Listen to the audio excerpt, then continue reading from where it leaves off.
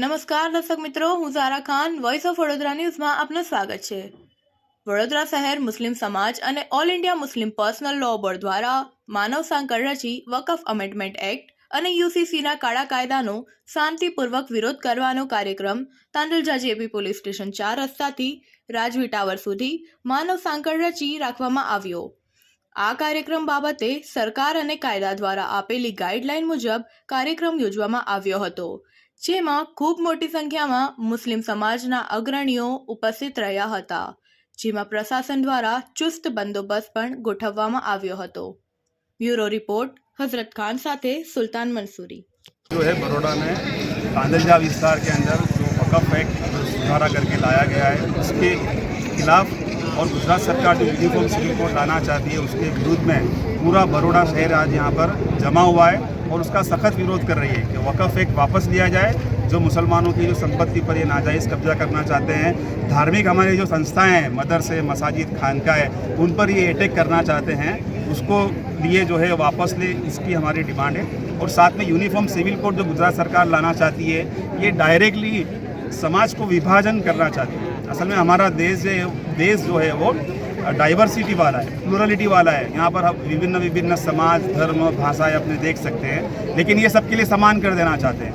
और ख़ास करके विशेष करके मुसलमानों की जो शरीयत है, जिस पर अमल करने के लिए फंडामेंटल राइट में अधिकार दिया गया है, आर्टिकल 25 के अंदर right to freedom of religion जो दिया गया है, उसको ये छीन लेना चाहते हैं। और ये सिर्फ मेजोरिटी की बुनियाद पर, यानी कोई कंसल्टेशन करना, कोई कंसेंट लेना या ओपिनियन लेना या जो ओपिनियन मिलता है उस पर एनालिसिस करना, इसको किए बगैर फॉर्मेलिटी करके लाना चाहते हैं। इसीलिए आज बड़ौदा शहर के हज़ारों लोग यहाँ पर शांतिपूर्ण विरोध कर रहे हैं कि यूसीसी जो लागू करने में ना आवे और वक़फ़ एक्ट जो कायदा है अमेंडमेंट वाला उसको वापस लिया जाए। आप देख सकते हैं कि ये जो इस कायदे के विरोध के अंदर जो ये बहाना करते हैं, जो भाजपा सरकार, गुजरात सरकार और केंद्र सरकार महिलाओं के कल्याण के लिए उनको फ़ायदा हो, लेकिन आज 50% जहाँ पर महिलाएं बुर्का पहनकर और एजुकेटेड और घरेलू सारी महिलाएं जो है वो विरोध कर रही है कि यूसीसी लागू नहीं होना चाहिए और वक़फ़ कायदा जो है वो वापस लेना चाहिए। जो मजलिस इत्तेहादुल मुस्लिमीन के जो 2 लीडर है,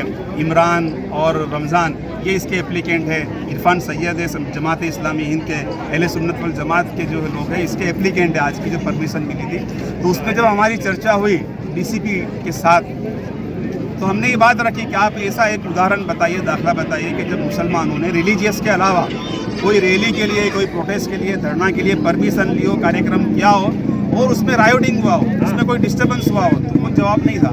क्योंकि ये एक बदनाम कराया था कि मुसलमानों में शिस्त नहीं है, डिसिप्लिन नहीं है। आप देखिए यहाँ पर ये पूरा एक लंबी जो है वो मानव साकड़ भी है, रैली है और इसमें हर तरह के लोग हैं, महिलाएं भी है, पढ़े लिखे हैं, रोजगार जो नौकरी करते हैं, धंधा करते हैं, लेकिन एकदम डिसिप्लिन के साथ वॉलंटियर जो बता रहे हैं उसके डायरेक्शन का अमल करते हुए ये एक प्रोपेगेंडा है। ऐसा करते हुए संविधान और कानून के दायरे में रहते हुए हमें सख्त और ताकत के साथ विरोध करना चाहिए। हमको डरना भी नहीं चाहिए।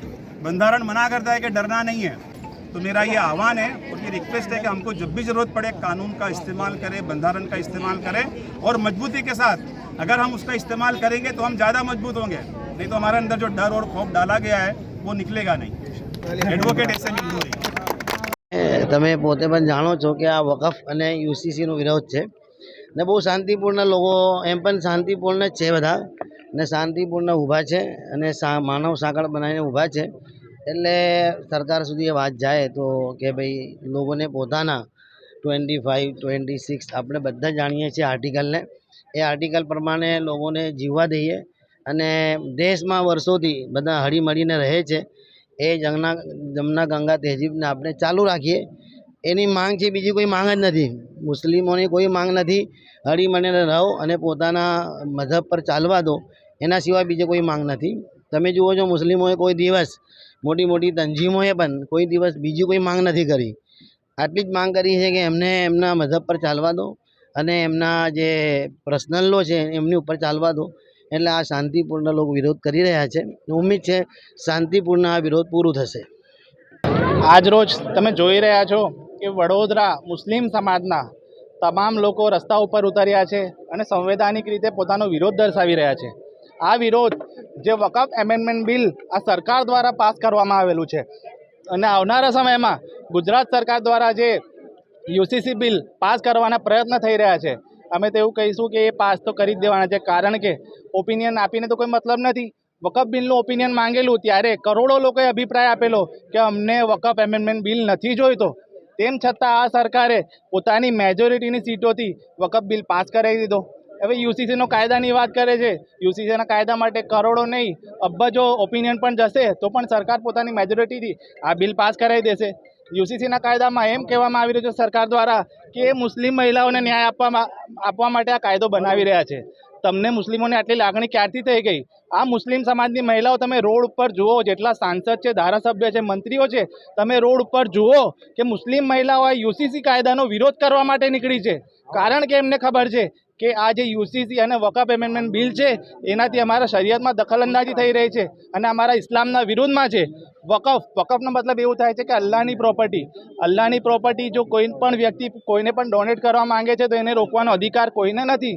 જે રીતે વકફ એમેન્ડમેન્ટ બિલ પાસ થયા પછી અમારા અરજદારો નામદાર સુપ્રીમ કોર્ટમાં ગયા, કારણ કે સરકારથી તો અમને ન્યાય નથી મળ્યો, પરંતુ અમને આશા હતી કે નામદાર સુપ્રીમ કોર્ટ અમને ન્યાય આપશે. એટલે નામદાર સુપ્રીમ કોર્ટે પહેલી જ હિયરિંગમાં સરકારી વકીલ તુષાર મહેતા સાહેબને પહેલો જ સવાલ કર્યો કે જેટલા પણ મોટા હિન્દુ મંદિરો છે અને ટ્રસ્ટો છે તમે એમાં મુસ્લિમોને એન્ટ્રી આપશો?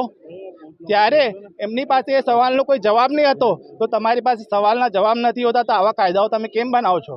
આ વકફ એમેન્ડમેન્ટ બિલ છે એમાં જે રીતે નોન મુસ્લિમને એન્ટ્રી કરવાની વાત કરી છે, હવે જે મુસ્લિમ રિલેટેડ